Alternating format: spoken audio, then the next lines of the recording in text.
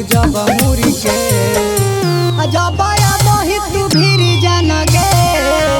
जाही दिलवा में धसी जान गे जब तक ही तू हंसी जान गे जाही दिलवा में बसी जान गे।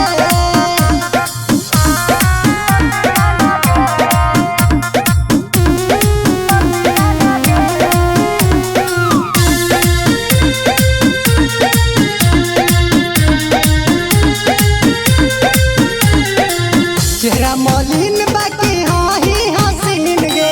कहाँ से भेजले तो केरा में जीविन गे